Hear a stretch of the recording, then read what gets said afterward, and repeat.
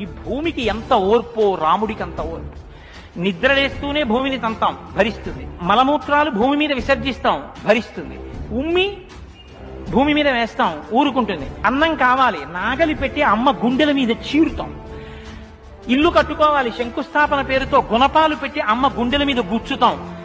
ఆఖరికి ఇంత సంపాదించి ఇంత కీర్తి తెచ్చి మా నాన్నగారు, మా బాబాయ్ గారు, మా మేనమావ, మా ఆయన ఇన్ని బంధుత్వాలు పెట్టుకున్న వాళ్ళు ఆ ఊపిరి ఆగిపోగానే తీసుకెళ్లి బయట చిరిగిపోయిన బొంతో చాపో వేసి పడుకోబెట్టి కొత్త చాప తెచ్చి 4 కర్రలకేసి తాడేసి కట్టి తీసుకెళ్లిపోతుంటే ఆఖరణ పుచ్చుకునేది ఈ తల్లి ఒక్కతే. ఎవ్వరు ఇంట్లో ఒక్క రాత్రి కూడా ఉంచుకోరు. అటువంటి ఈ తల్లిది ఎంత ఓర్పో. ఎన్ని అపచారములు చేసినా కూడా కడుపులో పెట్టుకునేటటువంటి అమ్మ స్వరూపమైనటువంటి భూమికి ఎంత ఓర్పు ఉందో అంత ఓర్పు కలిగిన వాడయ్యా రామచంద్రమూర్తి.